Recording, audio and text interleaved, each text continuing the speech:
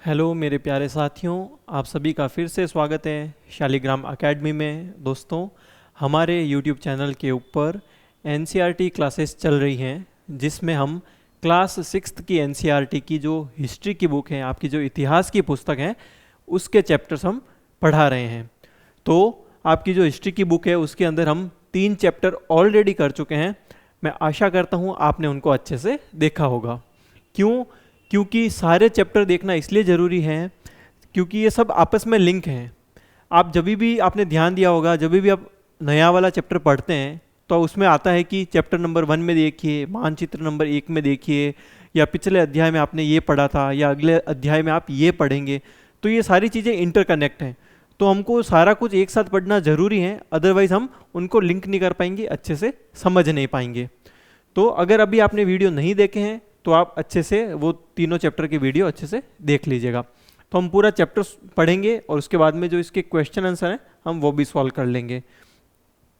तो आइए स्टार्ट करते हैं। आपका है चैप्टर नंबर 4, क्या बताती हैं हमें किताबें और कब्रें। क्या बताती हैं? क्योंकि ये इतिहास की हैं तो ज़रूर हम यही पढ़ेंगे ना इसके अंदर कि जो पहले की किताबें हैं वो हमें क्या बताती हैं, जो प्राचीन नगरों की कब्रें हैं वो हमें क्या बताती हैं। कब्र मतलब जहाँ ज़मीन के अंदर किसी को दफना दिया जाता है उसको ही कब्र बोलते हैं। नॉर्मल वर्ड है, आपको पता होगा इसके बारे में। तो इसकी कहानी ऐसे स्टार्ट होती है कि क्लास ख़त्म होती है और टीचर बच्चों को लाइब्रेरी में, पुस्तकालय में लेके जाते हैं। एक मेरी नाम की लड़की है, वहाँ पे बहुत सारी किताबें पड़ी होती हैं। एक सेपरेट अलमारी होती है, अलग से बड़ी अलमारी, जिसके अंदर मोटी मोटी बुक्स पड़ी होती हैं ना, रखी हुई होती हैं बड़ी बड़ी बुक्स। तो मेरी उस तरफ जाके अलमारी को खोलने को ट्राई करती हैं तो टीचर उसे बताता है कि हमारे धर्म ग्रंथ हैं, हमारे धर्म की किताबें हैं, जो कि काफ़ी साल पुराने हैं। अब इसके बारे में हमने चैप्टर नंबर 1 में भी डिस्कस किया था। जैसे मैंने आपको बताया था ऋग्वेद के बारे में, 4 वेद होते हैं, है ना, उनके बारे में बताया था। पुराण होते हैं, जो हमारे रामायण है, महाभारत हैं, ये सब क्या है? पुराण हैं। और वेद हैं, 4 वेद हैं, मैंने आपको बताया था।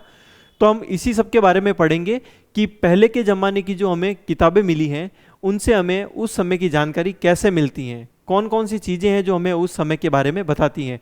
और जो कब्र मिली है लोगों की, जिसके बारे में हमने पहले भी पढ़ा था कि एक कब्र के अंदर मालिक के साथ में बकरी को दफनाया है। और मिस्र के अंदर हमने पढ़ा था जो मिस्र के पिरामिड हैं वो राजाओं की कब्रें होती थी। उसके अंदर खाने पीने के सामान और जो व्यक्ति मरता था उसको, उसके दास दासियों को, उसके जानवरों को, सबको एक साथ दफना दिया जाता था। तो इसी तरह से जो नई कब्रें मिली और जो नई किताबें सामने आई, उसका अध्ययन करके इतिहासकारों ने और पुरातत्वविदों ने उस समय के इतिहास की जानकारी दी है। तो ये मैंने ओवरऑल आपको बताया है कि पूरे चैप्टर के अंदर हम क्या पढ़ने वाले हैं। अब जो जरूरी चीज़ है वो मैं समझाऊंगा, और जो लिखने लायक चीज़ है या अंडरलाइन करने लायक चीज़ है वो मैं आपको यहाँ पे स्क्रीन पे अंडरलाइन करके बता दूंगा। तो आप वीडियो लास्ट तक जरूर देखिएगा। चलिए स्टार्ट करते हैं। दुनिया के प्राचीनतम ग्रंथों में एक, दुनिया के प्राचीनतम ग्रंथों में एक, दुनिया के जो प्राचीन ग्रंथ हैं उनमें से एक जो हमारे भारत के अंदर मिला है, ऋग्वेद, यजुर्वेद, सामवेद और अथर्ववेद, ये 4 वेद हैं। इसके बारे में आपको अच्छे से पता है। तो ऋग्वेद जो है आज से कितने साल पहले लिखा गया है? 3500 साल पहले। ठीक है, 4 वेदों के बारे में हमने सुना है। और ऋग्वेद की रचना, ऋग्वेद इन 4 वेदों में सबसे पुराना है। सबसे प्राचीन वेद कौन सा है सवाल बनता है, तो आंसर क्या होगा आपका? ऋग्वेद होगा। अगर पूछा जाए कितना साल पुराना है तो 3500 साल पुराना है। अब ऋग्वेद के अंदर क्या है? ऋग्वेद के अंदर प्रार्थनाएं दे रखी हैं, देवी देवताओं की प्रार्थनाएं दे रखी हैं। उन प्रार्थनाओं को क्या बोला गया है? सूक्त। उन प्रार्थनाओं को क्या बोला गया है? सूक्त बोला गया है। चलिए मैं साथ में आपको जो जरूरी चीजें हैं वो अंडरलाइन करके भी बता देता हूं। देखिए वीडियो में एक ही स्पीड से चलाऊंगा, है ना। जो आपको जरूरी लगे आप वीडियो पॉज करके लिख सकते हैं ना, कुछ तो फायदा हो ऑनलाइन क्लास का। अगर अभी ऑफलाइन पढ़ा रहे होते हैं तो सर को वेट करना पड़ता है जब तक सारे बच्चे लिख लें। अब आपको जो भी जरूरी चीज़ मैं बताता हूँ आप वीडियो पॉज कीजिए, उसे लिखिए, या जब मैं बोलता हूँ लिखने को तब साथ में लिखिए और वीडियो को कंटिन्यू चलते रहने दीजिए। सबसे पहले ये जानकारी लिख लीजिए कि वेद 4 हैं। कौन कौन से वेद हैं? ऋग्वेद है, सामवेद है, यजुर्वेद है और अथर्ववेद है। अब पूछा जाए चारों वेदों में से सबसे पुराना वेद कौन सा है, तो ऋग्वेद है। उसकी रचना कब हुई थी? 3500 साल पहले हुई थी। ऋग्वेद में कितनी प्रार्थनाएं हैं? 1000 से ज्यादा प्रार्थनाएं हैं जिन्हें सूक्त कहा गया है। ये चैप्टर बहुत जरूरी है, इसमें आपको बहुत सारे फैक्ट मिलने वाले हैं जो आपको याद रखने हैं। इसके बाद में सूक्त का मतलब क्या है? अच्छी तरह से बोला गया। सूक्त का मतलब क्या होता है? अच्छी तरह से बोला गया। तो वो जो प्रार्थनाएं थी वो प्रॉपर एकदम सटीक वे में बोली गई है, इस वजह से उनको सूक्त कहा गया है। ये विभिन्न देवी देवताओं की स्तुति में लिखे गए हैं। अब आगे आएगा कि कौन कौन से देवता थे जो ऋग्वेद में मुख्य रूप से थे या प्रमुख थे। तो कौन कौन से देवता थे? 3 देवता महत्वपूर्ण थे। कौन कौन से? अग्नि देवता, इंद्र देवता और सोम देवता। अग्नि देवता आपको पता है आग के देवता हैं। इनको ऐसा माना जाता था कि ये जो है परलोक हैं और जो ये लोक हैं इनको आपस में कनेक्ट करते हैं। जैसे हम हवन वगैरह सामग्री वगैरह करते हैं तो हम आग के अंदर आहुति देते हैं। उससे क्या होता है कि चीज़ें ऐसा मानते हैं कि वो जो चीज़ हमने आग में डाली है वो सीधी जिनको हमने भेजी है, जिन भी भगवान को, देवी देवता को, उनके पास चली जाती है, जैसा कि हिंदू धर्म की मान्यता है। और आग इन लोगों के बहुत यूजफुल होती थी। आग इन लोगों के लिए बहुत यूजफुल होती थी, जानवरों से रक्षा के लिए, खाना पकाने के लिए, रोशनी करने के लिए। तो उन्होंने क्या किया? अग्नि को एक अपना मेन देवता मान लिया। अग्निदेव, इंद्रदेव, इंद्र युद्ध के देवता थे क्योंकि ये लोग कबीलों के रूप में रहते थे छोटे छोटे नगरों के अंदर, और पशु पक्षियों के लिए, धान और अनाज के लिए, जमीन के लिए ये क्या करते थे? छोटे मोटे युद्ध लड़ते थे। तो उसके लिए किसकी पूजा करते थे? इंद्रदेव की। और सोम देवता क्या है? एक पौधा है, इससे एक पेय पदार्थ बनता था। आपने कभी अगर ये देवी देवताओं वाले आपने अगर सीरियल देखे होंगे तो आपको पता होगा देवता क्या पीते थे? सोम रस पीते थे। तो वो सोम रस इस सोम नामक पौधे से बनता था। चलिए यहाँ पे यही जरूरी है, ये लिख लीजिए, जो मैंने अंडरलाइन किया था लिख लीजिएगा, ठीक है। आगे बढ़ते हैं। अब एक बात है कि इनकी रचना किसने की? उस जमाने में जो ऋषि मुनि हुआ करते थे, है ना, उन लोगों ने इन ऋग्वेद के सूक्तों की, इन प्रार्थनाओं की रचना की है। और रचना किस तरह से की? ऐसा नहीं है कि आपके मन में कोई चीज़ आई और आपने फटाफट से लिख लिया। जैसे कि आपको मैंने कोई चीज़ बोल के बताई और आपने क्या किया? उसको अपने शब्दों में डेफिनेशन बनाने का काम किया। तो आपके पास कॉपी है, आपने फटाफट उसमें लिख लिया। मेरे पास ये व्हाइट बोर्ड है, मैंने इस पर फटाफट लिख लिया। पर उस वक्त के जो ऋषि मुनि थे वो उन चीज़ों को लिखते नहीं थे। वो क्या करते थे? वो लिखना नहीं जानते थे, उनके पास प्रॉपर सुविधा नहीं थी, तो वो सिर्फ बोलते थे। वो बोलते थे और उनके शिष्य सुनते थे।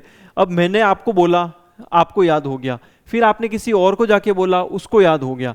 तो ये जो वेद हैं ये इसी तरह से ट्रांसफर हुए हैं। जो ये वेदों की नॉलेज है ये सिर्फ बोलने और सुनने से ही ट्रांसफर हुई है। आज से करीब 200 साल पहले ही वेदों को लिखा गया है, उससे पहले इनकी कोई लिपि नहीं थी। चलिए आगे बढ़ते हैं। यहाँ पे, हाँ बस यहाँ पे और कुछ जरूरी नहीं है। एक और चीज, ये जो ऋग्वेद, यजुर्वेद, सामवेद और अथर्ववेद हैं, इनके अंदर, इनमें भी स्पेशली जो ऋग्वेद हैं, इनके अंदर प्राक संस्कृत भाषा का प्रयोग किया गया है। किस संस्कृत भाषा का? प्राक। प्राक मतलब जो प्रारंभिक होती है, जो प्राचीन और प्रारंभिक संस्कृत भाषा थी, उसका प्रयोग किया गया है। आप कभी भी किसी हवन वगैरह में जाइए या मंदिर वगैरह में जाइए, जो बूढ़े बूढ़े पुराने पंडित जी होते हैं वो बहुत फास्ट, एकदम फास्ट संस्कृत में जो है श्लोक बोलते हैं, मंत्र बोलते हैं। तो आप जब क्लास के अंदर संस्कृत पढ़ते हैं वो आपको इजी लगती हैं, पर वो लोग जो बोलते हैं वो हमारे ऊपर से बाउंस हो जाती है, टिप्पा खा के। हम कभी भी उसको याद नहीं रख पाते, उनको समझ नहीं पाते। तो वो जो संस्कृत थी वो प्राक संस्कृत थी। जो आपको बड़े बड़े भगवान के पुराने मंत्र मिलते हैं ना, वो सब प्राक संस्कृत के थे, जो कि आज की संस्कृत से भिन्न है। तो अगर पूछा जाए वेदों की रचना किस भाषा में हुई है, तो प्राक संस्कृत से, जिसको हम वैदिक संस्कृत भी बोलते हैं। चलिए अब आपको यहीं पे लैंग्वेज के बारे में भी बता देते हैं। संस्कृत और अन्य भाषाएं। संस्कृत जो भाषा है वो भारोप्य, भारोप मतलब 2 शब्दों से बना है, भारत और यूरोप। यूरोप और भारत की मिक्स लैंग्वेज है संस्कृत भाषा, और ये भारोप्य भाषा का परिवार, भाषा परिवार का हिस्सा है। भारत के अंदर कई भाषाएं हैं। भारत के अंदर कौन कौन सी भाषाएं हैं जो कि इसका हिस्सा है? तो उसके अंदर असमिया, जो कि असम के अंदर बोली जाती हैं, गुजराती, हिंदी, कश्मीरी, सिंधी, और एशियाई भाषाएं जैसे कि फारसी, और यूरोप की बहुत सी भाषाएं जैसे कि अंग्रेजी हो गई, फ्रांसीसी हो गई, जर्मन हो गई, यूनानी हो गई, इटली की हो गई, इतालवी, स्पेनिश। ये सभी की सभी कौन किस परिवार से जुड़ी हुई है? तो ये भारत यूरोप भाषा परिवार से जुड़ी हुई है। आपसे सीधा सवाल पूछ लिया जाएगा कि भारोपीय भाषा परिवार के अंदर कौन कौन सी भाषाएं सम्मिलित हैं, या आपसे सवाल पूछा जा सकता है संस्कृत भाषा किस भाषा परिवार की है, तो उसका आंसर क्या होगा? भारोपीय भाषा परिवार। और इसके अंदर कौन कौन सी भाषाएं हैं जो मैंने आपको अंडरलाइन करके यहाँ पे बताई है। जैसे नॉर्मली आप देखिए, माँ शब्द लीजिए, हिंदी में हम क्या बोलते हैं? हिंदी में हम क्या बोलते हैं? माँ बोलते हैं। संस्कृत के अंदर क्या बोलते हैं? मातृ, पितृ। जब आप संस्कृत पढ़ेंगे तो उसके अंदर आपको ये पढ़ने को मिलेगा। और मदर, ये देखिए मातृ शब्द हो गया, माँ शब्द हो गया और मदर शब्द हो गया। ये क्या है? एक दूसरे से इक्वल लगते हैं, मिले जुले लगते हैं, जुड़े हुए लगते हैं। तो इस तरह से ये सभी के सभी एक ही भाषा परिवार का हिस्सा हैं। इसीलिए हम लोग संस्कृत को क्या बोलते हैं? सभी भाषाओं की जननी बोलते हैं। जो सारी भाषाएं हैं उनकी जननी कौन है? संस्कृत भाषा है। फिर भी जो विदेशी हैं वो क्या बोलते हैं कि भारत वाले अनपढ़ थे, गंवार थे, उनको तो कुछ आता ही नहीं था। जबकि सच ये है कि हमारे यहाँ पे जो भाषा बोली जाती थी उसी से आगे इन दूसरी भाषाओं का विकास हुआ है। तो सभी भाषाओं की जननी कौन है? संस्कृत है। अब इसके अलावा बता रहे हैं कि उपमहाद्वीप वाला एरिया मैंने आपको बताया था, जो ये सारा अफगानिस्तान, पाकिस्तान, भारत, बांग्लादेश है ना, ये सारा का सारा एरिया दक्षिण एशिया वाला जो मैंने आपको बताया था उसको हमने उपमहाद्वीप बोला था। चैप्टर नंबर 1 याद कीजिए, पूरा अलग से मैप दिखाया था, बिल्कुल आपको याद होगा, मुझे पता है। तो उपमहाद्वीप में दूसरे भाषा परिवारों की भाषाएं भी बोली जाती थी। कौन कौन सी? तो इसमें एग्जाम्पल दे रखा है। उदाहरण के लिए पूर्वोत्तर प्रदेशों में, पूर्वोत्तर मतलब जो इस साइड में राज्य हैं, पूर्वोत्तर प्रदेशों में तिब्बत बर्मा परिवार की भाषाएं बोली जाती है। कौन से परिवार की भाषाएं? तिब्बत बर्मा परिवार की भाषाएं। तमिल, तेलुगु, कन्नड़ और मलयालम ये द्रविड़ भाषा परिवार की भाषाएं हैं। दक्षिण के अंदर जो हम बोलते हैं ना, साउथ के अंदर कौन सी लैंग्वेज चलती है? जो आप मूवीज देखते हैं, कोई कन्नड़ मूवी होती है, कोई तेलुगु होती है, कोई तमिल होती है, तो वो सारी की सारी किस भाषा परिवार की है? द्रविड़ भाषा परिवार की। जबकि झारखंड और मध्य भारत के कई हिस्सों में बोले जाने वाली भाषाएं ऑस्ट्रो एशियाटिक परिवार से जुड़ी हुई है। यहाँ पे आपको कितने भाषा परिवार के बारे में जानने को मिला? एक तो हो गया आपका भारत यूरोपीय भाषा परिवार, एक आपका कौन सा हो गया? ऑस्ट्रो एशियाटिक भाषा परिवार, और एक आपका कौन सा हो गया? तिब्बत बर्मा भाषा परिवार, और लास्ट कौन सा है? द्रविड़ भाषा परिवार। टोटल कितने भाषा परिवार के बारे में है यहाँ पे? 4 भाषा परिवार। तो आपको ये चारों भाषा परिवार याद रखने हैं, एक एक लाइन करके लिखिए, और उसके अंदर कौन कौन सी भाषाएं सम्मिलित हैं वो लिख लीजिए। ऐसे करके आपकी 4 लाइन बन जाएगी। ये यहाँ पे आपको याद रखने लायक है, इसको याद कर लीजिएगा। चलिए आगे बढ़ते हैं। हम जिन किताबों को पढ़ते हैं वे लिखी और छापी गई हैं और ऋग्वेद का उच्चारण किया गया है। आपके पास जो अभी नोटबुक है हमारे अतीत, आप जो हिस्ट्री की बुक पास में लेके बैठे हैं, या आपकी जो दूसरी किताबें, वो या तो कोई हाथ से लिखी हुई हो सकती है या मशीनों के द्वारा छापी हुई हो सकती है। पर ऋग्वेद जो है वो छापी हुई या लिखी हुई नहीं थी। ऋग्वेद क्या थी? बोली गई और सुनी हुई रचना थी। तो ये चीज़ मैं आपको ऊपर पहले बता चुका हूँ, और ये 200 साल पहले ही इसको छापने का काम हुआ है, ये भी मैं आपको बता चुका हूँ। इतिहासकार ऋग्वेद का अध्ययन कैसे करते हैं? इतिहासकार पुरातत्ववेताओं की तरह ही अतीत के बारे में जानकारी जुटाते हैं। इतिहासकार और पुरातत्वविद दोनों सेम काम करते हैं। वो इतिहास की जो प्राचीन घटनाएं हैं उनके बारे में जानकारी जुटाते हैं, पर पुरातत्वविद क्या करते हैं? सिर्फ और सिर्फ वस्तुओं का अध्ययन करते हैं। जबकि इतिहासकार क्या करते हैं? वो उन वस्तुओं का तो अध्ययन करते ही हैं जो पहले मिली है, साथ ही साथ उस वक्त के जो ग्रंथ हैं, उस वक्त की जो लिपियां हैं, उस वक्त की जो लिखी हुई किताबें हैं, वो उनका अध्ययन करके भी इतिहास का निर्माण करते हैं। अब ये बताया है कि ऋग्वेद के अंदर ऐसा क्या है जिसको पढ़ के उस समय की जानकारी मिली है। तो उस वक्त की जो है स्टोरी टाइप में कुछ चीज़ें थी। जैसे यहाँ पे एक घटना दे भी रखी है, स्टोरी लाइन, कि विश्वामित्र नाम के एक ऋषि हैं जो कि नदियों से बातें कर रहे हैं। क्या कर रहे हैं? 2 नदियों से बातें कर रहे हैं। कौन कौन सी 2 नदियाँ हैं? व्यास और सतलुज। तो आपसे सवाल पूछा जा सकता है ऋग्वेद के अंदर किन किन का वार्तालाप दिया गया है, या ऋषि विश्वामित्र किन से ऋग्वेद के अंदर वार्तालाप कर रहे हैं? तो दो नदियों से बात कर रहे हैं, और वो कौन सी नदियां हैं? व्यास और सतलुज। अब जैसा कि आप सभी जानते हैं, आपने इसको बहुत अच्छे से पढ़ा होगा पहले वाले वीडियो के अंदर, कि व्यास और सतलुज क्या है? ये सिंधु नदी की सहायक नदियां हैं। इसके अलावा 3 नदियां और हैं। टोटल कितनी नदियां सहायक है सिंधु की? 5। इन दोनों नदियों को मानचित्र 1 में खोजिए, फटाफट से पेज पलटिए और देख लीजिए। वैसे मुझे पता है आप लोगों को याद होगा, क्योंकि हम इसको बहुत बार डिस्कस कर चुके हैं और आपने अच्छे से पढ़ा भी होगा। यहां पे आपको ये पेज दिख रहा है, ये भुजपत्र है। भोजपत्र के बारे में हमने पढ़ा था। हिमालय क्षेत्र में एक पेड़ पाया जाता है जिसकी छाल से ऐसे पेपर टाइप बनाए जाते थे और उसके ऊपर लिखा जाता था, पांडुलिपि हम जिसे बोलते थे। तो ये एक ऋग्वेद का पेपर मिला है पुरातत्वविदों को, ठीक है। वो पूरी की पूरी ऋग्वेद की लिपि मिली है लिखी हुई, पर ये आप जो एक फोटो देख रहे हैं ये ऋग्वेद के उस एक पेपर की है। अगर पूछा जाए कि ऋग्वेद की जो ये पांडुलिपि है ये कहाँ पे सुरक्षित है, तो ये आपकी है पुणे महाराष्ट्र के अंदर एक पुस्तकालय के अंदर। कहाँ पर है? पुणे महाराष्ट्र के अंदर एक पुस्तकालय है, वहां पर ये ऋग्वेद की जो पांडुलिपि है वो सुरक्षित है। अब यहाँ पे एक बार ये देख लीजिए, आप बुक के अंदर देख पाएंगे इसको। अगर आप पढ़ते हैं तो ठीक है, नहीं तो कोई बात नहीं, मैं समझा देता हूँ आपको, कोई ज़रूरी नहीं है। बस आपको एक एग्जाम्पल देके बताया गया है जिससे आपको पता चल जाए कि भाई उस वक्त की जो है चीज़ों का इतिहासकारों को कैसे पता चला, है ना।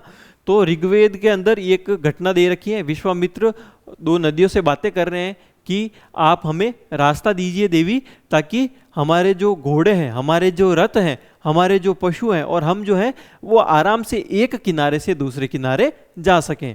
तो इसी के बारे में इसमें बताया गया है। अब बता रहा है मवेशी, घोड़े और रथ। उस टाइम में मवेशी मतलब जानवर, घोड़े और रथ, इनका क्या उपयोग था, ये किस तरह से उस वक्त उपयोगी थे। ऋग्वेद में मवेशियों के बारे में, बच्चों के बारे में और घोड़ों की प्राप्ति के बारे में अनेक प्रार्थनाएं हैं।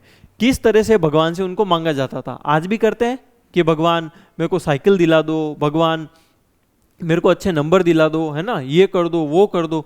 तो उसके लिए वो लोग भी क्या करते थे? भगवान से प्रार्थनाएं करते थे। और वो क्या क्या मांगते थे? मवेशी मांगते थे। मवेशी मतलब गाय हो गया, भेड़ बकरी हो गई, है ना, इस तरह के जानवर। और बच्चों की प्राप्ति के लिए प्रार्थनाएं करते थे। किसके लिए? खासकर पुत्रों की प्राप्ति के लिए। और घोड़ों की प्राप्ति के लिए वो लोग प्रार्थनाएं करते थे। अब देखिए मवेशी क्या काम आते थे? उनसे उनको दूध मिलता था, खाद मिलती थी, मांस मिलता था, तो मवेशी काम आते थे। घोड़े उनका सामान खींच के ले जाते थे, रथ खींच के ले जाते थे, इसलिए काम आते थे। तो उन्हीं चीज़ों को, उन्हीं जरूरी चीज़ों को इसमें शामिल किया गया है जो कि वहां पर उपयोगी थे।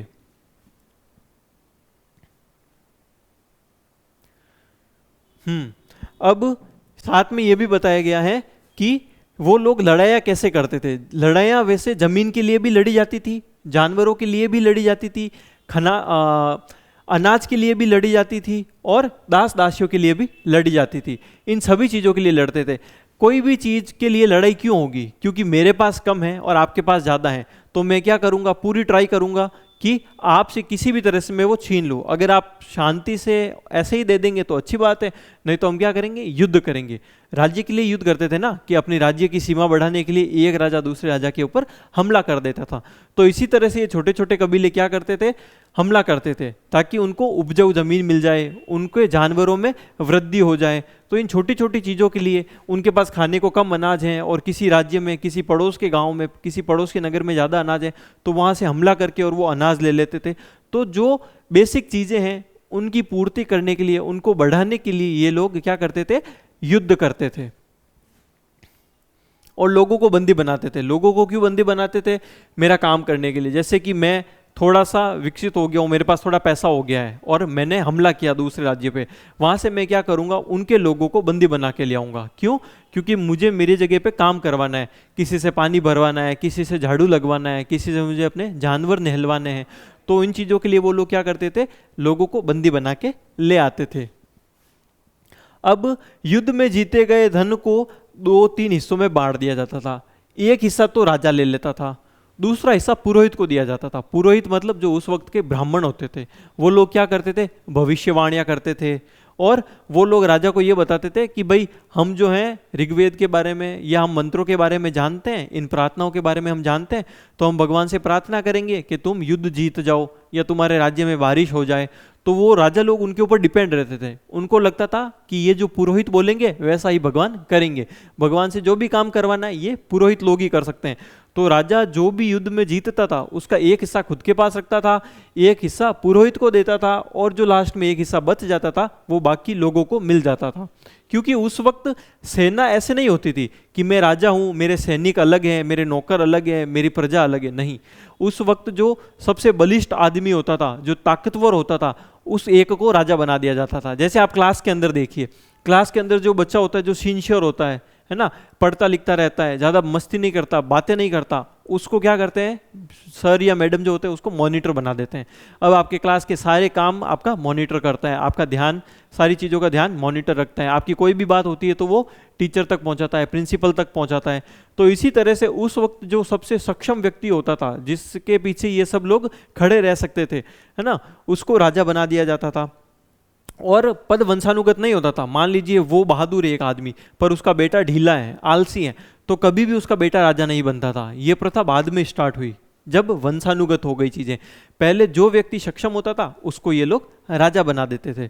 तो एक राजा बन जाता था और बाकी गांव के जितने भी लोग थे जो लड़ाई जानते थे वो सब के सब सैनिक बन जाते थे। अपनी जैसे ही लड़ाई खत्म हुई, वहां से सामान लूट के लेके आए तो सब अपने दूसरे कामों में लग जाते थे और राजा भी अपने दूसरे कामों में लग जाता था। तो उस वक्त ऐसे राजा नहीं थे कि बड़े बड़े किलों में, बड़े बड़े राजमहल में रह रहे हैं और घोड़ों पे ही घूम रहे हैं और बढ़िया खा रहे हैं, गहने वहने पहन रहे हैं, ऐसा कुछ नहीं था। सब नॉर्मल रहते थे। एक व्यक्ति उनका लीडर बन जाता था और बाकी सब सेना बन जाते थे। इसी तरह से तीन भाग होते थे, राजा, पुरोहित और प्रजा। यही चीज बताई है यहाँ पे। चलिए, जो मैंने आपको समझा दी। अब देखिए, लोगों की विशेषता बताने वाले शब्द। लोगों का वर्गीकरण काम, भाषा, परिवार या समुदाय, निवास स्थान या सांस्कृतिक परंपरा के आधार पर किया जाता रहा है। ऋग्वेद में लोगों की विशेषता बताने वाले कुछ शब्दों को देखो।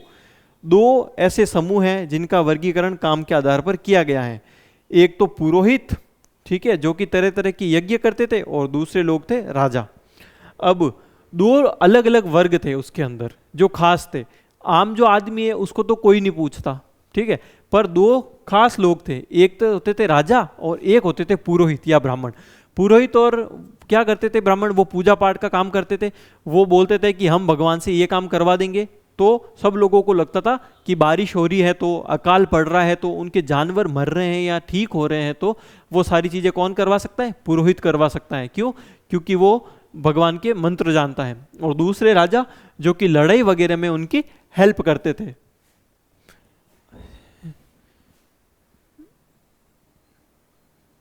सॉरी, थोड़ा बैक हो गया था, है ना।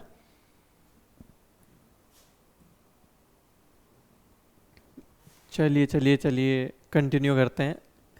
तो पुरोहित होते थे जो कि पूजा पाठ वगैरह करते थे, मंत्रों का उच्चारण करते थे और वो भगवान से संपर्क करते थे, ऐसा लोगों का मानना था। और राजा जो होता था वो क्या करता था, जो लड़ाई वगैरह में अपने लोगों की रक्षा करता था और दूसरी जगह से जो है अनाज वगैरह चुरा के, पशु चुरा के, लोग चुरा के लाता था, जिससे कि राज्य और मजबूत हो सके। तो दो वर्गों में ये बटा हुआ था।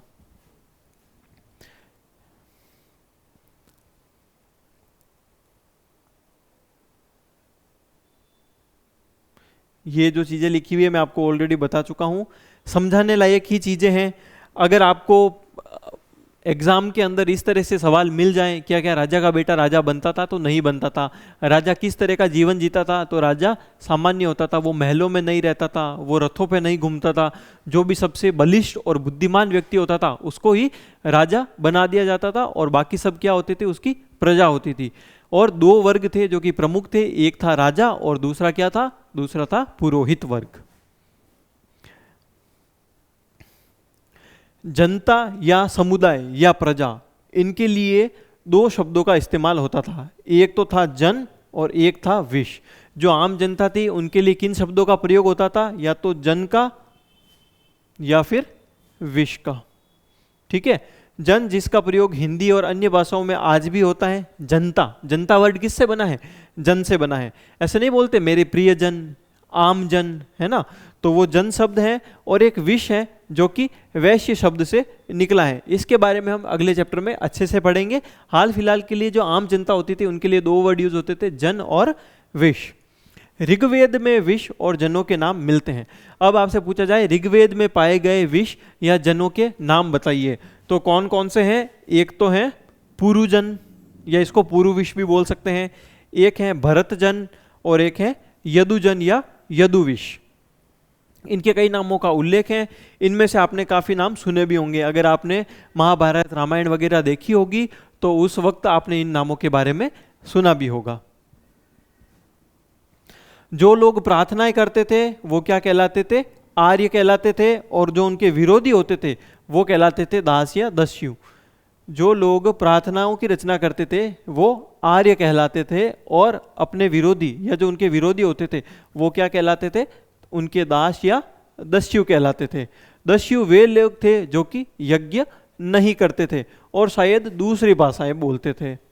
आर्य लोग क्या करते थे? जो प्रारंभिक रूप से संस्कृत चलती थी वो भाषा बोलते थे।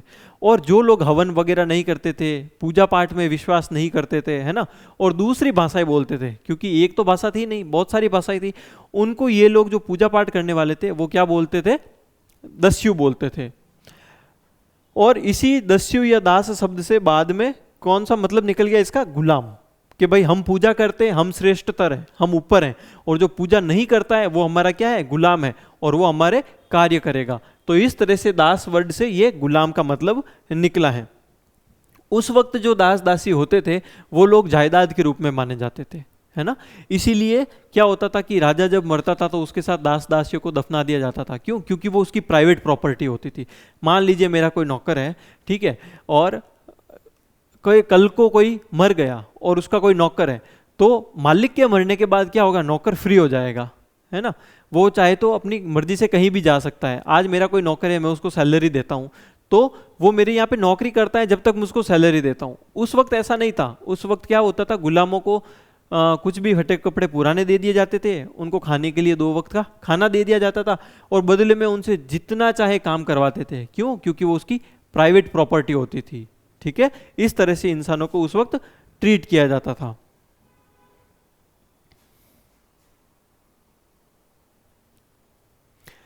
अब यहां तक तो बात हो गई किताबों की। किताबों के अलावा इधर यहाँ पे क्या है? कब्रें हैं। तो हम यहाँ पे 2 चीजों से इतिहास के बारे में जानने की ट्राई कर रहे हैं, एक तो किताबें और दूसरा कब्र। किताबों के बारे में हमने पढ़ लिया, जिसमें मेन हमने किसके बारे में पढ़ा? ऋग्वेद के बारे में। ऋग्वेद के बारे से हमें यह पता चल गया कि लोग छोटे छोटे नगरों में रहते थे, गांवों में रहते थे, ठीक है, और जो आम जन थे उनको जन या विष कहते थे। इसके अलावा 2 प्रमुख वर्ग होते थे, एक राजा होता था और एक पुरोहित होता था। राजा युद्ध करता था और पुरोहित क्या करता था? भगवान के पूजा पाठ करता था। इसके अलावा लोग युद्ध क्यों करते थे? जमीन के लिए, अनाज के लिए, पशुओं के लिए, और अपनी साम्राज्य का या अपनी जगह का विस्तार करने के लिए। इसके अलावा में और क्या पता चला कि उस वक्त के जो लोग हैं वो गाय को, घोड़ों को, है ना, बैल को और नदियों को विशेष रूप से मान्यता देते थे। उस वक्त के 3 प्रमुख देवता थे, अग्नि, इंद्र और सोम। और ऋग्वेद जो है बोल के और सुन के रचित किया गया था। लिखने का काम कितने साल पहले हुआ है? 200 साल पहले। तो ये सारी जानकारी हमको किताबों से प्राप्त होती है। अब बात आती है कब्रों की। तो हेडिंग आपकी क्या दे रखी है? खामोश प्रहरी, कहानी महापाषाणों की। हमने ऑलरेडी 3 युग पढ़े थे, आपको याद होगा, पूरा पाषाण काल, मध्य पाषाण काल और नवपाषाण काल। उसके बाद में ये आता है महापाषाण युग, जो उसके लगभग साथ ही चल रहा था। अब अगले पेज में ये आपको कुछ फोटोज दिखाएगा, जहां पे उस वक्त की कब्रों की आपको जो है फोटोज देखने को मिलेगी कि उस वक्त किस तरह की कब्र होती थी। कोई कोई कब्र तो छोटी होती थी एक इंसान को दफनाने के लिए, और कोई कोई कब्र मान लीजिए बहुत बड़े कमरे के बराबर होती थी। उसके अंदर एक ही इंसान के पूरे परिवार को उसके अंदर ही दफना दिया जाता था। कुछ लोगों को गड्ढा खोद के जमीन के अंदर दफनाते थे, है ना। कुछ लोगों को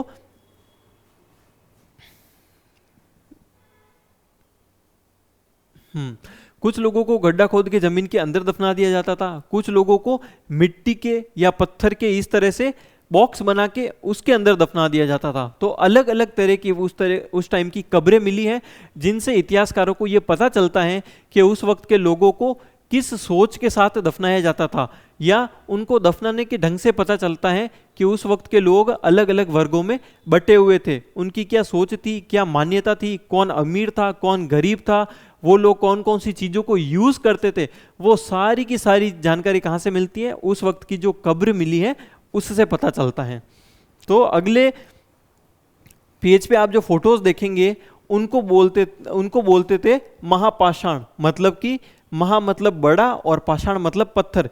किसी आदमी को जमीन में गाड़ के और उसके ऊपर बहुत बड़ा पत्थर गाड़ दिया जाता था। इससे क्या हो जाता था? वो चिन्ह बन जाता था कि यहाँ पे फलाना आदमी को दफनाया गया है। अब आपको मैं थोड़ा सा बताता हूँ, जैसे कि हिंदुओं के अंदर तो जलाने की प्रथा है, पर आपने मेनली देखा होगा मूवीज़ के अंदर या ऐसे भी देखा होगा, जो क्रिश्चियन होते हैं, जो ईसाई लोग होते हैं, उधर क्या होता है कि ऐसे आदमी को जमीन के अंदर दफना दिया जाता है और उसके सर के ऊपर की तरफ इस तरह से पत्थर लगा दिया जाता था। आपने देखे होंगे ना इस तरह से, कि इस तरह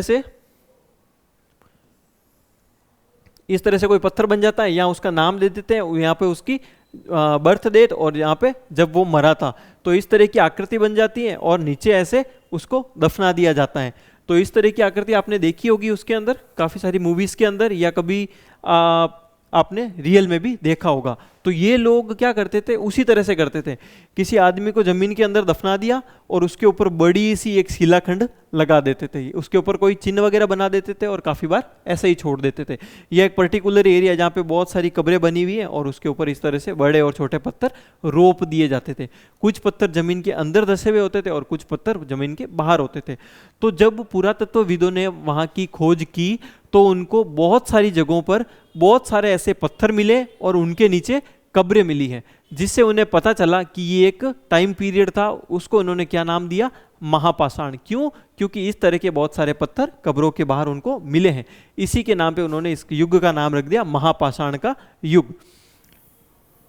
अब यहाँ पे ये अंडरलाइन कीजिए या फिर आप अपनी कॉपी में नोट कर लीजिए।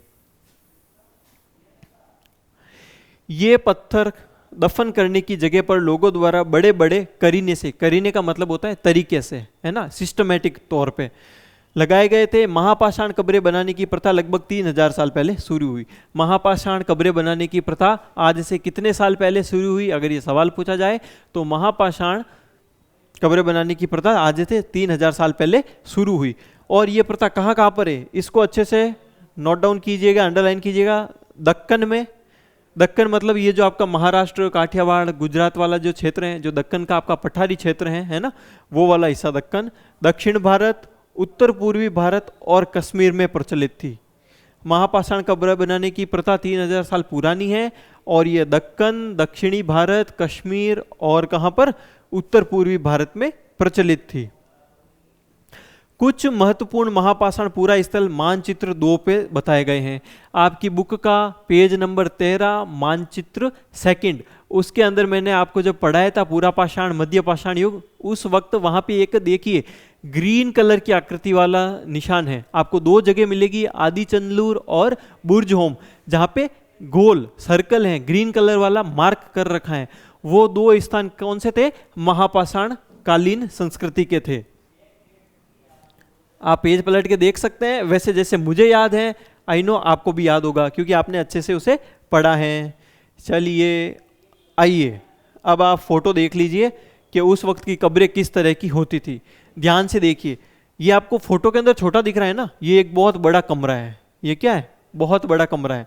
तो इस तरह से एक जमीन के अंदर पत्थर गाड़ के कमरा बना दिया, उसके बाद में यहाँ पे एक होल रख दिया। और ये होल काफ़ी बड़ा है, गेट के टाइप में, इतना बड़ा होल होगा कम से कम, है ना। और इसके आसपास में पत्थर लगा दिए और साइड में ये देखिए चारों तरफ डिजाइनिंग बनाई हुई है इसके, ये देख रहे हैं आप, ये जो पत्थर लगे हुए हैं। तो इन्होंने एक जमीन के अंदर 4 दीवारी का पत्थर का बड़ा कमरा बनाया, उसके आसपास पत्थर जमा दिए उसको मजबूती देने के लिए, और गोल गोल इसको क्या कर दिया? डिजाइन कर दिया। अब ये किस लिए करते थे कि मान लीजिए किसी खास व्यक्ति की कब्र है तो उसको स्पेशली ऐसे डेकोरेट कर देते थे, जिससे उन्हें पता चलता था कि उस आदमी को वहां पे दफनाया गया है। वो उसका क्या हो जाता था, एक निशान हो जाता था, एक चिन्ह हो जाता था, ताकि लोग कंफ्यूज ना हो कौन सी कब्र किसकी है। और ये एक बड़ी कब्र है, इसके अंदर क्या सिर्फ एक आदमी को नहीं दफनाया, इसके अंदर इसी परिवार के अलग अलग आदमियों को भी दफना दिया गया होगा, या इसके जानवरों को, है ना, सबको एक साथ ही दफना दिया। तो ये उस टाइम की बनी हुई एक कब्र है। ये जो है ना होल, इसको क्या बोला गया है, पोर्ट होल बोला गया है। पोर्ट होल मतलब बड़ा सुराख। अब ये लोग क्या करते थे कि जैसे एक आदमी को इसके अंदर दफना दिया, है ना, इसके साथ में इसका बहुत सारा सामान है, उसको भी इसके अंदर दफना दिया, ऊपर से इसको कवर कर देते थे। अब जैसे ही इसके परिवार का कोई दूसरा आदमी मरा, तो वो जो होल है उसको खोला, उसकी बॉडी भी अंदर डाली, उसका जो सामान है अंदर डाला और वापस उसको बंद कर दिया। तो एक ही कब्र को ये लंबे टाइम तक यूज करते थे अलग अलग लोगों को दफनाने के लिए। ये गोलाकार सजाए हुए पत्थर, इसके बारे में मैं आपको बता दिया कि कई बार पुरातत्वविदों को गोलाकार सजाए हुए पत्थर मिलते हैं, कई बार अकेला खड़ा हुआ पत्थर मिलता है। यही एकमात्र प्रमाण है जो कि जमीन के नीचे कब्रों को दर्शाता है। गोलाकार पत्थर वाला भी बताया था, और एक खड़ी चट्टान बाहर खड़ी करने वाला भी एग्जाम्पल मैंने आपको बताया था। तो ये क्या थे, ये चिन्ह थे, ये प्रमाण है कि यहाँ पर क्या है, लोगों की कब्रें होती थी। और ये कब्रें सुरक्षित होती थी क्योंकि ये पत्थर के द्वारा और बनाई जाती थी। इसी वजह से ये, इसी रीजन से हमें जो है उस वक्त के जो है आभूषण, औजार, हथियार और जानवरों की हड्डियां, और उस वक्त लोगों को किस तरह से दफनाया जाता था, इसके बारे में जानकारी प्राप्त हुई है। तो ये बहुत ही जरूरी है हमारे लिए। इस तरह के महापाषाण ताबूत को क्या बोलते थे, इस तरह के महापाषाण को ताबूत समाधान शिष्ट कहा जाता था। ताबूत होते हैं क्रिश्चियन के अंदर, और आप देखते हैं लकड़ी का ऐसे ताबूत बना हुआ होता है ना, या फिर आप मूवीज के अंदर देखते हैं, उसके अंदर से वो जो है जॉम्बी वगैरह और वो जो है खून पीने वाले ड्रैकुला वगैरह ताबूत के अंदर से ऐसे उठ के खड़े हो जाते हैं। तो उसको क्या बोलते थे, ताबूत समाधान या शिष्ट समाधान बोला जाता है। चलिए, अभी जो चीजें हो रही हैं वो कहाँ से सीखी गई हैं, पुराने जमाने से ही तो सीखी गई है। चलिए, जैसा कि मैंने आपको बताया, यहाँ से अंदर से आभूषण वगैरह मिलते थे, सामान वगैरह मिलता था। तो क्या क्या मिला है उसके बारे में देख लीजिए। इन सब कब्रों में कुछ समानताएं हैं। सामान्यतः मृतकों को, जो मरे हुए लोग थे, उनको खास किस्म के मिट्टी के बर्तनों के साथ दफनाया जाता था, जिन्हें काले लाल मिट्टी के बर्तन या ब्लैक एंड रेड वेयर के नाम से जाना जाता है। इनके साथ ही मिले हैं लोहे के औजार, हथियार, घोड़ों के कंकाल, सामान तथा पत्थर और सोने के गहने। अब एक आदमी मरा, उसका एक फेवरेट घोड़ा था, उसको भी मालिक के साथ दफना दिया। उसके खाने पीने का सामान, जो मिट्टी के लाल मिट्टी के बर्तन होते थे जिनके ऊपर काले कलर की डिजाइन होती थी, उसके अंदर उसके खाने पीने का सामान भर दिया। उसके जो भी गहने थे, जो वो जिंदा था तो पहनता था, वो सारे, ठीक है। उसके जो जानवर है, वो जो हथियार यूज करता था, कुछ भी बाहर नहीं रहता था, सबको उसके साथ कब्र के अंदर दफना दिया जाता था, ठीक है। तो इससे हमें पता चला कि उस वक्त के लोग क्या यूज करते थे। अब आपसे पूछा जाए, महापाषाण काल के दौरान जो मिट्टी के बर्तन यूज होते थे उनको क्या कहा जाता था, तो उनको कहा जाता था काले लाल मिट्टी के बर्तन या ब्लैक एंड रेड वेयर। चलिए आगे बढ़ जाते हैं। अब ये देखिए कब्रों के अंदर क्या क्या मिला है। ये कुछ घोड़े से संबंधित औजार हैं, और ये कुल्हाड़ी है, और ये क्या है, उस वक्त का एक खंजर है या कटार है। ये कब्र के अंदर मिले हैं।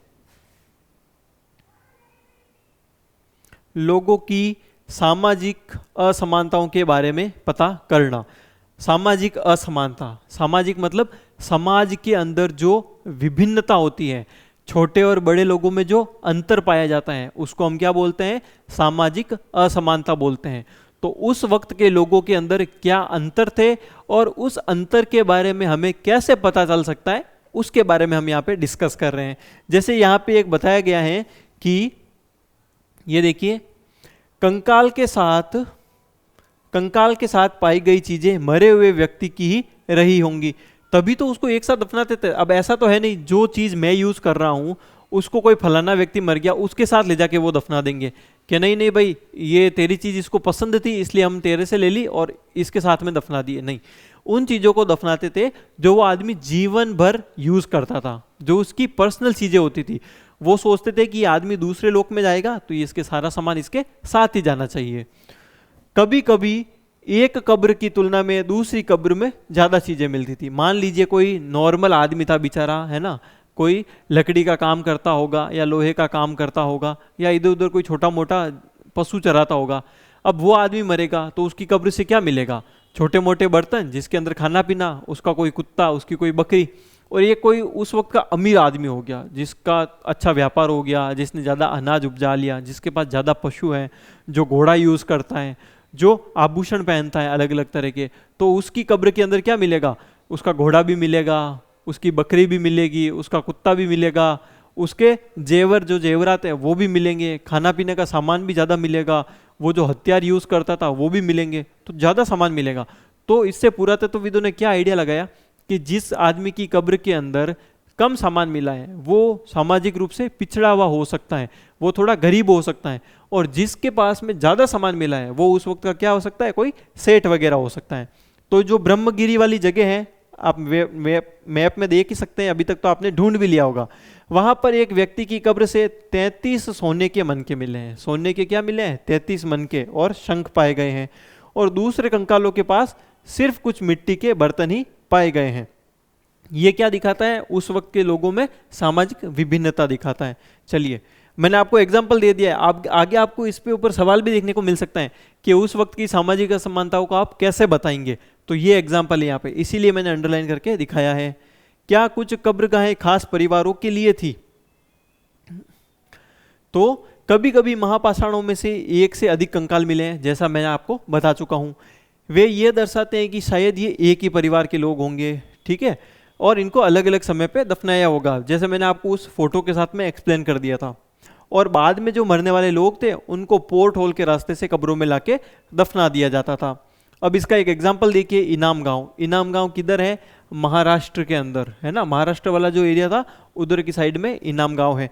आप देखिए मैप नंबर 2 के अंदर आपको एक पर्पल कलर की इस तरह की आकृति दिख रही होगी, है ना, इस तरह की आकृति दिख रही है, पान के पत्ते वाली, जो अपन ताश वगैरह खेलते हैं उसमें ईंट का पत्ता बताते हैं, सॉरी पान का बोल दिया क्या मैंने, ईंट का, है ना। इस तरह की चतुर्भुजाकार आकृति वाला जो है जिसके अंदर पर्पल कलर हो रखा है, वो वाला मार्क मैप के अंदर ढूंढिए, वो आपका इनाम गांव वाला क्षेत्र है।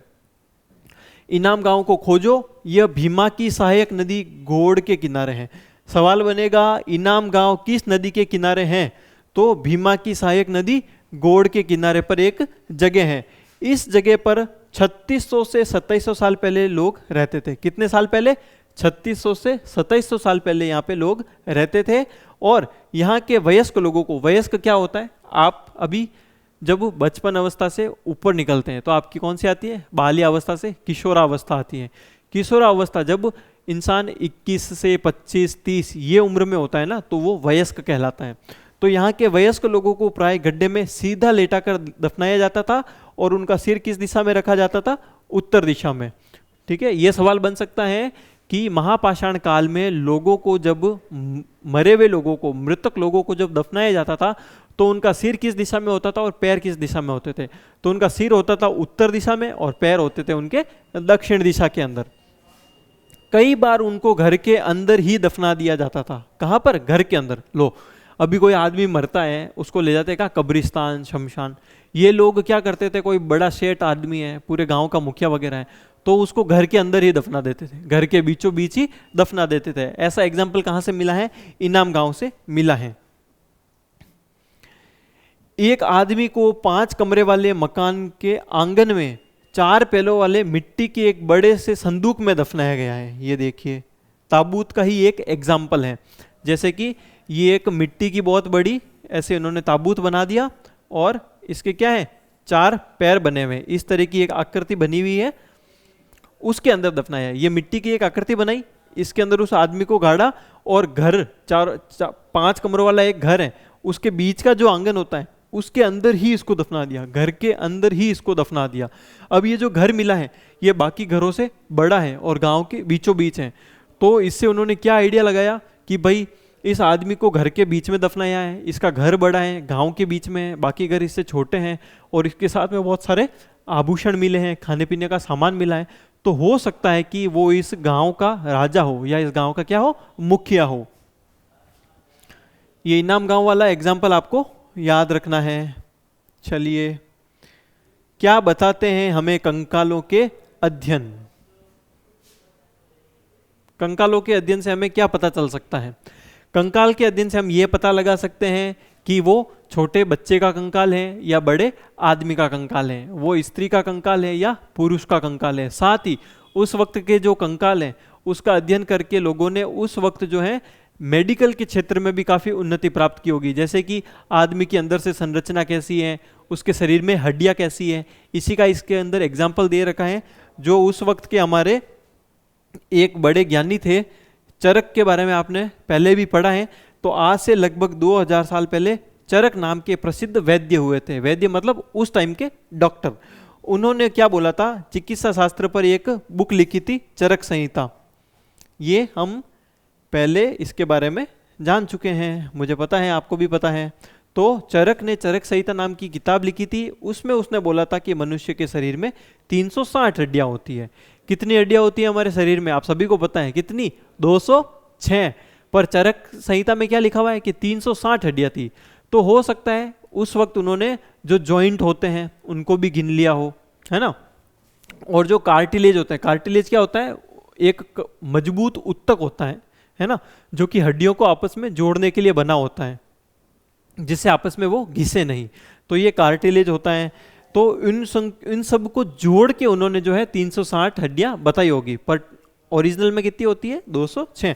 पर फिर भी उन्होंने इसका जिक्र किया है। तो उन्होंने कैसे पता लगाया होगा? जरूर उन्होंने किसी कब्र के अंदर से किसी आदमी का कंकाल निकाला होगा और उसका अध्ययन किया होगा।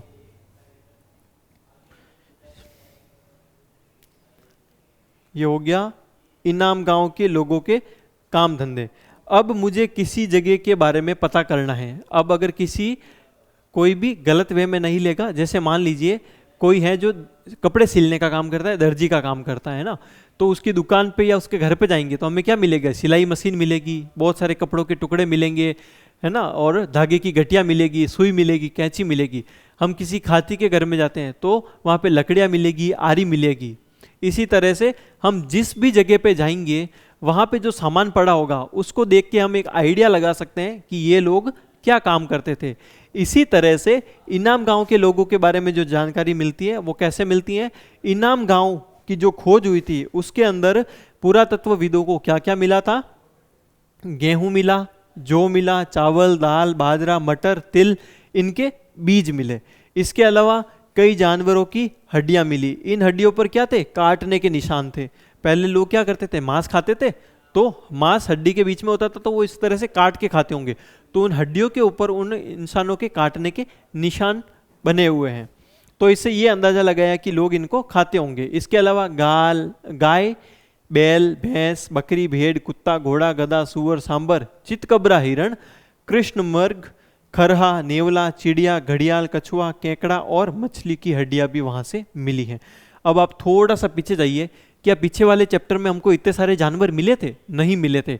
पर जैसे जैसे टाइम आगे बढ़ता गया इन लोगों ने क्या किया? नए नए जानवरों को पालना, उनके बारे में जानना स्टार्ट कर दिया। ऐसे साक्ष्य मिले हैं कि बेर, आंवला, जामुन, खजूर और कई तरह की रसबरियां एकत्र की जाती थी। अब वहाँ पे इतने सारे अनाज मिले हैं, इस तरह के फल फ्रूट मिले हैं, इस तरह के जानवरों की हड्डियां मिली है। इससे हम क्या आइडिया लगा सकते हैं कि उस वक्त के लोग मांस का व्यापार करते होंगे, खेती करते होंगे, अनाज उगाते होंगे, है ना, और इन सब तरह के जानवरों को पाल के इनके ऊपर सामान रख के एक जगह से दूसरी जगह ले जाते होंगे। तो उस वक्त किस किस तरह के लोग हो सकते हैं? मांस बेचने वाले, पशु बेचने वाले, खेती करने वाले, पशु चराने वाले या अनाज बेचने वाले। तो ये सारे धंधे क्या हो सकते हैं? ये सारे काम किसके हो सकते हैं? जो इनाम गांव के लोग थे उनके।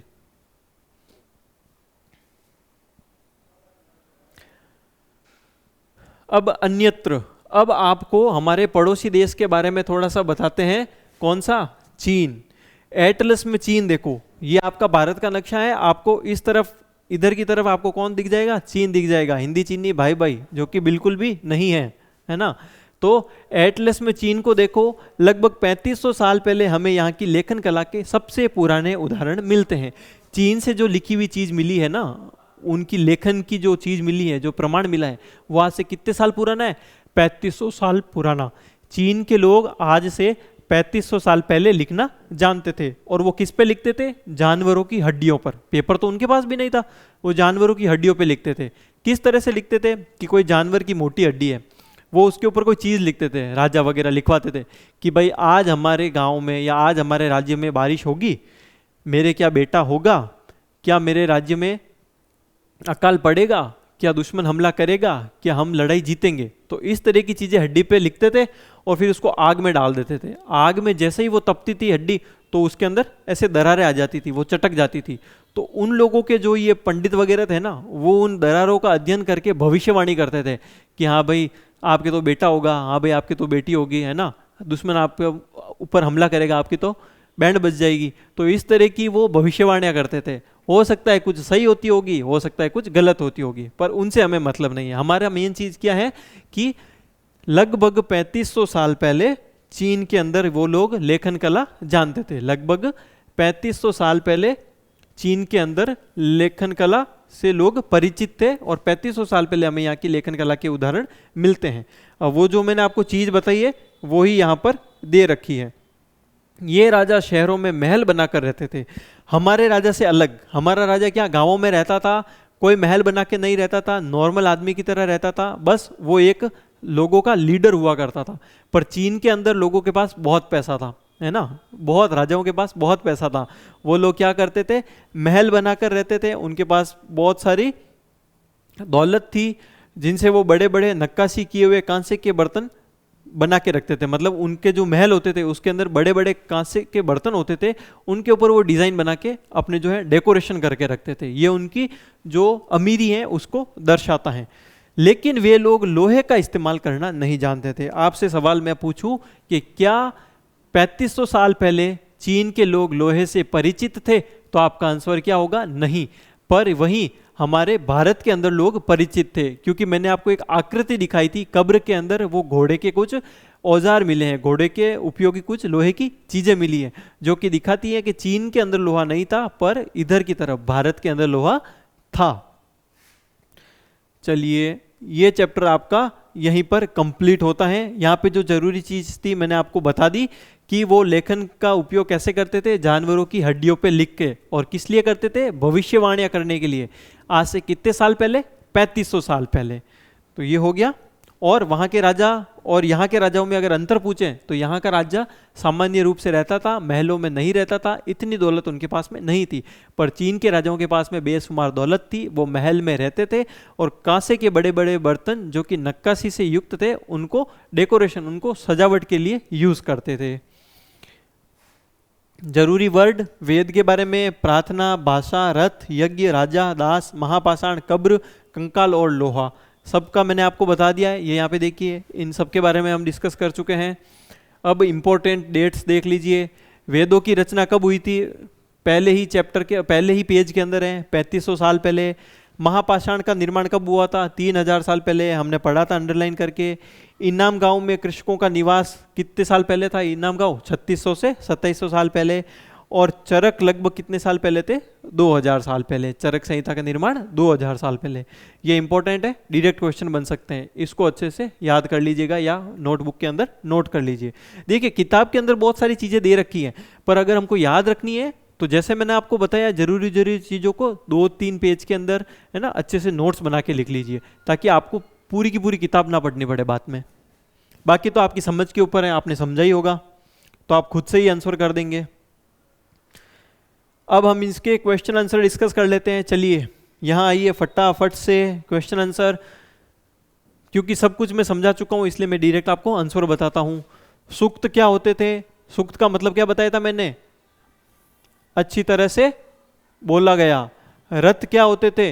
रथों का यूज क्यों करते थे? युद्ध के अंदर घोड़ा बांध के, है ना, महाभारत देखी है, तो रथ का यूज करते थे युद्ध के लिए। यज्ञ क्या होते थे? अनुष्ठान होते थे। दास क्या होते थे? गुलाम होते थे। और महापाषाण क्या थे?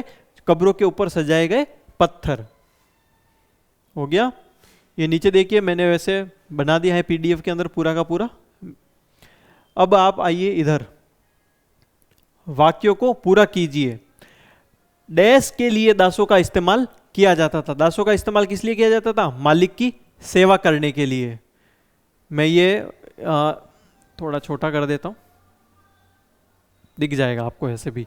तो पहले फिलिंग द ब्लैंक्स के अंदर क्या भरना है? के लिए दासों का इस्तेमाल किया जाता था मालिक की सेवा करने के लिए। महापाषाण कहाँ पाए जाते थे? दक्षिण में, है ना, उत्तर पूर्वी भारत में, कश्मीर में और दक्कन में महापाषाण पाए जाते थे। जमीन पर गोले में लगाए गए पत्थर या चट्टान का काम करते थे। किसका? चिन्हों का काम करते थे। मैंने आपको बताया था कब्रों के ऊपर पत्थर क्यों लगाते थे? ताकि वो एक निशान बन जाए, चिन्ह बन जाए कि यहाँ पे फलाना आदमी को दफनाया गया है।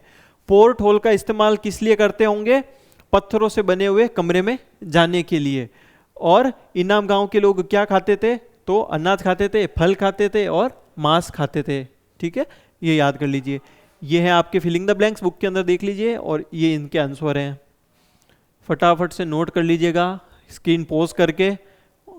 आज हम जो किताबें पढ़ते हैं वो ऋग्वेद से कैसे भिन्न है? आज हम जो किताबें पढ़ते हैं वे लिखी और छापी गई हैं, जबकि ऋग्वेद का उच्चारण और श्रवण किया जाता है। उच्चारण मतलब बोलना, श्रवण मतलब सुनना। ऋग्वेद की रचना के सदियों बाद इन्हें लिखा गया था। ऋग्वेद छपने का काम मुश्किल से 200 साल पहले हुए हैं। आज की किताबें प्रिंटेड है और ऋग्वेद क्या बोलने और सुनने में ही था, लिखा बहुत बाद में गया। तो ये इसके अंदर मेन डिफरेंस है।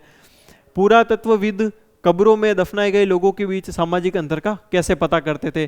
पुरातत्वविद दफनाए गए लोगों की कब्रों से प्राप्त वस्तुओं के आधार पर सामाजिक अंतर का पता लगाते थे। जैसे ब्रह्मगिरी में एक व्यक्ति की कब्र से 33 सोने के मनके और शंख पाए गए हैं, जबकि दूसरी कब्र के कंकाल के पास केवल मिट्टी के ही बर्तन मिले हैं। यह अंतर दफनाए गए लोगों की सामाजिक स्थिति और सामाजिक भिन्नता को दर्शाता है। मैंने अच्छे से समझाया है, अभी सिर्फ आंसर राइटिंग कर लीजिए आप। चलिए, एक राजा का जीवन दास या दासी के जीवन से कैसे भिन्न होता था? सिंपल है, राजा अमीर है, दास दासी गरीब हैं, तो उनका जीवन कठिन है। राजा का जीवन सुख सुविधाओं से भरा हुआ है। तो एक दास या दासी कष्टपूर्ण जीवन राजा के ऐश्वर्यपूर्ण जीवन से पूर्णतः भिन्न होता था।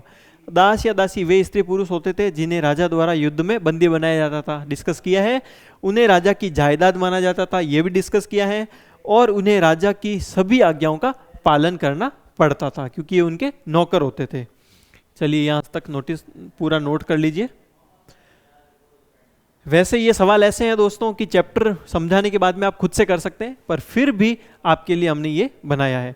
तो आई होप आपको ये वीडियो अच्छा लगा होगा। आपका पूरा चैप्टर कंप्लीट हो चुका है। अब आपके दूसरे सब्जेक्ट के भी वीडियो आएंगे, जैसे सोशल साइंस में ही जो दूसरी बुक है आपकी पॉलिटी, ज्योग्राफी, उनके भी।